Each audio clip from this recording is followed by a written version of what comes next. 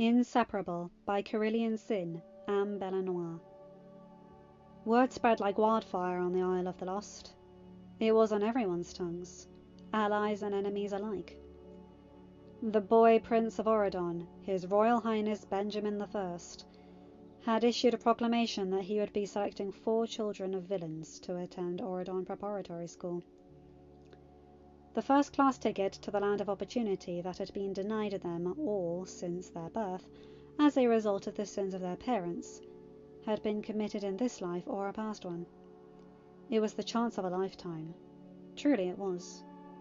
To finally not have to scrounge for scraps, to fight tooth and nail to the top, to not have to watch your back whenever you turned a corner, to know full bellies and warm clothes, to know what the sun felt like, to thrive and prosper.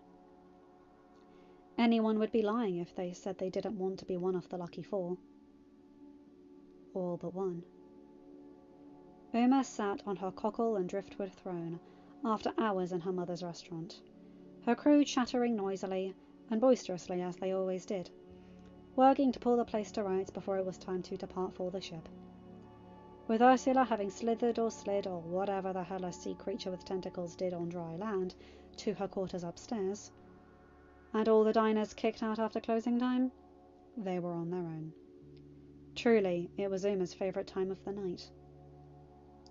The time when she could rest her aching muscles and joints, and just enjoy the company of her crew. But tonight, after that bombshell had been dropped, the excitement that had followed in the wake, it set her teeth on edge.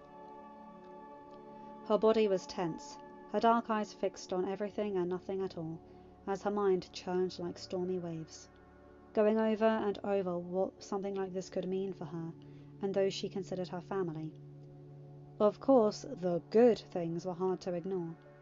Better food, safety, education, opportunity, sunlight, a life without the proverbial chains the barrier had bound them in, the moment they had entered the world without asking to be in it. But there was bad about it too.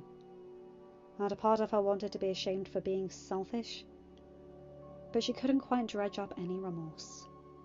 The sudden presence of her first mate at her side, leaning against the arm of her throne, a wooden cup of ale in hand, as he held it out towards her, made her twitch. She scowled at being startled, but took the offered drink and sipped at it, relishing the bitter taste and warmth that slid down her throat. Harry lowered himself at her feet, resting his chin on her knee as he regarded her, searching her face, his forget-me-not blue gaze shrewd and calculating. "You're an ocean away now, darling," he murmured. "Swim back to me." Uma sighed and rolled her eyes, taking another greedy gulp. There was no point in climbing up now, no point in lying or brushing Harry off. He knew her too well, and his loyalty alone would keep him unmoved, where he sat for the rest of the night, if that was how long it'd take. Best to just spill it now. "I don't know how I feel about this whole Auradon thing." Harry's brows knit in confusion at the confession, his head tilting as if he was trying to solve a difficult maths problem. "What do you mean? We've been waiting for something like this to happen, haven't we?" If only it were that simple. "They're only choosing 4, Harry," the sea witch hissed. "Last time I checked, there were 11 of us. And that's not including CJ and Harriet, not counting Gil's brothers, or my sharks." Understanding set in at last. "Yeah, scared we'll be split up." Uma bristled at the statement. She was not weak. She was strong. Whatever happened, she would handle it. She was captain, and that was what captains did. Even if it was hard. Even if it hurt. Even if they didn't want to. Fear meant nothing to the captain of a ship. Or at least it wasn't supposed to. "I ain't scared." "Of course not, darling. Never." Her first mate crooned, rubbing his cheek against her leg, like a cat might, as a form of an apology. "But even if you were, just a wee bit, you'd have no cause to be." Uma tangled her hands in his dark hair, smiling to herself the way the gesture of affection made him shudder beneath her touch. "And why not?" Harry lifted his head to look her in the eyes. "2 reasons. 1. None of these scallywags would even think about jumping ship on the word of some prince. That would be a little something that we seafaring folk like to call a mutiny. A feral grin, tinged with malice and madness, bloomed across his face, and he lifted his hook, the metal curve and point glinting in the dim light. Nothing a good gutting couldn't fix. The sea witch chuckled, a dark and throaty sound of approval. Right, that made sense. Go on. 2, well, that's simple, Captain. Nothing can part us. No one can take it from me. They wouldn't survive the attempt. The words were said matter-of-factly, because they were true, and meant more than an I love you ever could mean. On the Isle, there was no need for pretty verses or sworn vows of matrimony. Leave that to those so-called heroes. To them, their idea of love, of affection, of happiness, was their way or no way at all. In their minds, villains didn't deserve a happily ever after. Even still, Uma couldn't quite conceal the way warmth bloomed in her chest at the sentiment.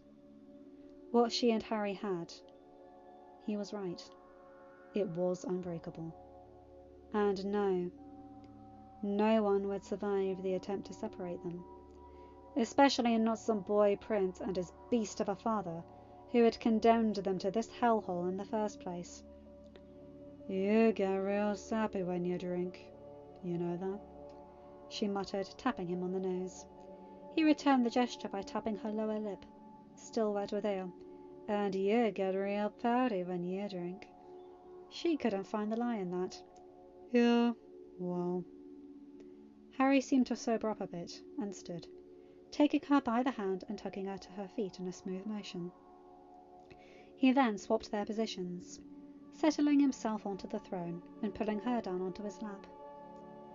He was the only someone in the world with that privilege, and she didn't protest, besides a huff of feigned annoyance and an eye roll. His lap was more comfortable than the hard, scarred wood anyway. Or so she told herself, so she wasn't looking like a sap. Whoever gets picked, her first mate muttered, his voice low, tone pensive, as he dragged his fingers through her turquoise braids, with an almost reverent gentleness. They know what it's like for us here. They won't skip off and leave us here to rot. Uma leaned her head back to rest it on his shoulder, trying not to melt at the touch, because that would be going too far and she was no princess, even if it did feel good. We're the kids of villains, Harry. Of course they will. I would. You would. Aye, but not without you. Not without Gil. Not without our crew. No, that would be unacceptable. As much as she wanted off this damned rock, there was no way in hell she'd leave without those who mattered most to her. Not for the prince, not for anyone. And besides, Auradon was just another prison. The people who lived there were just too blind to see it. All glitter and gold and rules and simpering smiles. No one there had a mind of their own. They simply did what was expected of them to do. And for Uma, that was a fate worse than death. Freedom for her meant open water and tall sails, salty winds, and the world truly her oyster. That was what she wanted. It was what she deserved. All of them. I'll get us out of here, she swore, dark eyes fierce as she watched her boys, her girls, finish the swabbing of the restaurant. With or without some fancy invitation. We don't need 'em. We never did. End of this little snippet. Hi guys, hope you liked that one. Yes, I'm doing some Harry and Uma one-shots. I might do some other Descendants ones too. I'm looking for them, but I really like that. Because they're still dark, they're still evil to a degree. And they're just like, we don't need your apology, we don't need your invitation. We'll get out of here on our own. And the fact that Harry was just there with her the whole time. I really like that, you know. His pure devotion to her. Well, that sounds almost intoxicating for me. If a guy treated me like that, I'd be half disturbed, half very flattered. Anyway, you guys know the drill. Like, comment, and subscribe, and hit that bell to be notified whenever I upload a new video. Have a good day, night, or whatever time zone you're in. Bye, my guys, gals, and non-binary pals. I'll see you in another video. Take care.